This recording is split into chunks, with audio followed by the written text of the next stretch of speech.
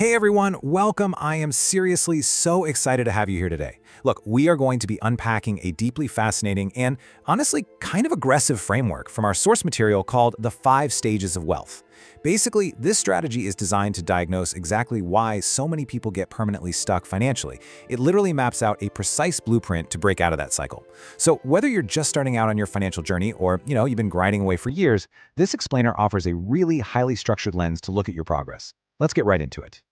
Right off the bat, the source material hooks us with a very stark us versus them contrast. I mean, it paints quite the picture. On one side, we have the traditional 9 to 5 system, but the framework positions this not just as a normal job, but as an actual trap, one intentionally designed to keep people broke. It describes this reality where you work 40 hours a week for 40 years, maybe get one basic vacation a year, and you're just expected to be grateful for staying at the bottom. Then, on the flip side, we have the 1%. This is the ultimate goal, right?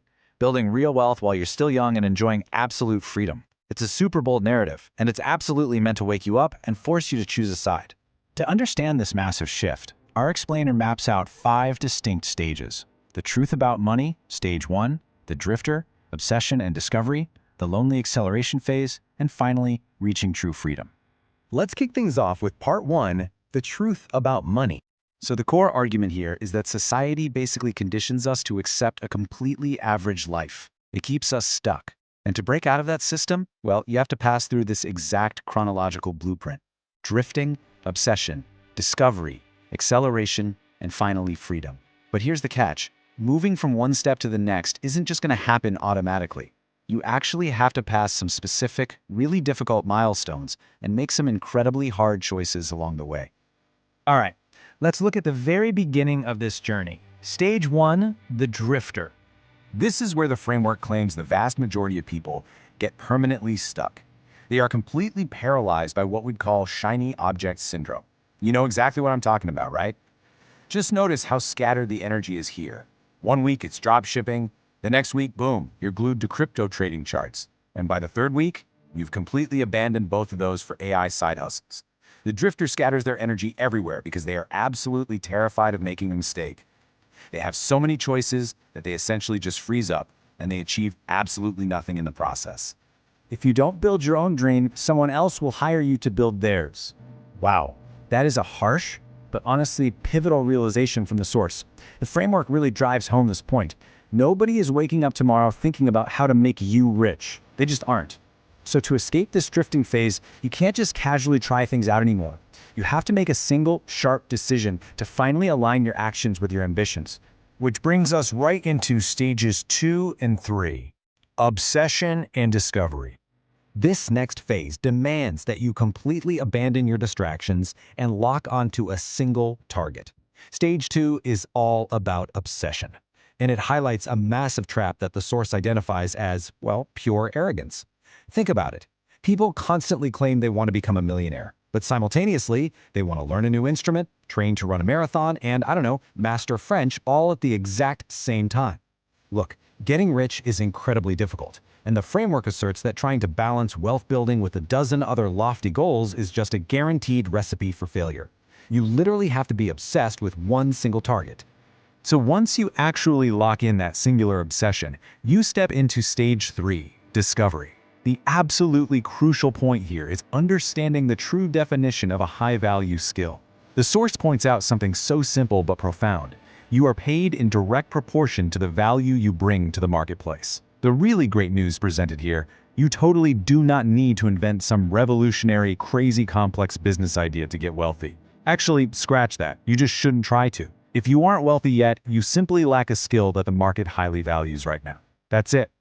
Let's look at this high-income skill blueprint. The strategy here is beautifully, refreshingly simple. You look at what is already making money, and you just copy a proven path. For instance, short-form video creation? That just involves copying proven viral formats.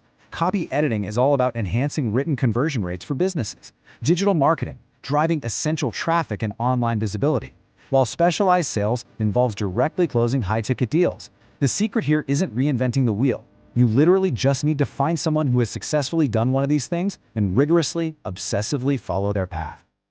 Now we hit the real proving ground. Stage 4, the lonely acceleration phase. I definitely want to warn you. The source notes that this is where the truly unglamorous work happens, and it's where the absolute highest risk of failure lies. It describes this as the lonely chapter. The explainer neutrally lays out a rather harsh emotional reality here, because as you obsessively build your skill, you're inevitably going to start to feel disconnected from old childhood friends, who maybe just don't share your level of ambition. But at the same time, you aren't quite successful enough yet to hang out in the same rooms as the mentors you're looking up to. So it creates this very strange, very quiet middle ground. And this feeling of isolation, that is exactly where average people throw in the towel and slip backward into their old lives. But to survive this lonely phase, the source prescribes a few absolutely critical survival tactics. First, you have to relentlessly practice your skill. You just have to accept that you will absolutely suck at first. It's part of the process. Second, you must actively seek out constructive criticism from outside your comfortable personal bubble. And third, you really need to build a tight community of peers who are fighting the exact same battle. Now, interestingly enough, the creator of the source material actually weaves in a pitch for their own paid community right here, positioning it as this perfect ready-made solution to survive this difficult acceleration phase. Kind of a clever pivot, right? Finally, we arrive at the destination. Stage 5. Reaching true freedom. If you can actually manage to outlast the lonely chapter, you finally reach the ultimate goal. Working from anywhere, buying what you want, and literally never having to answer to a boss again.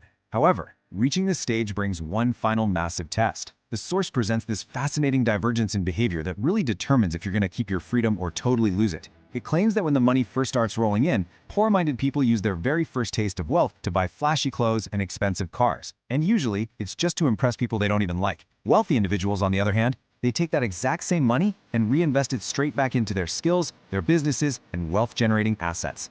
Which leads us to perhaps the most impactful takeaway of the entire explainer.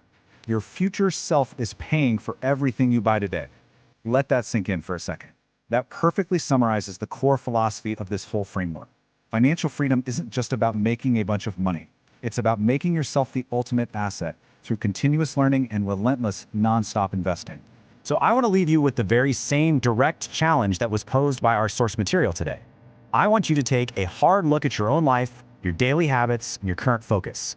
Which of the 5 stages are you actually in right now? Are you still drifting around, chasing shiny objects? Or have you finally entered that lonely acceleration phase? It's a pretty provocative question, for sure. But reflecting on it honestly, that is your very first real step toward true financial freedom. Thank you so much for joining me today, and keep building.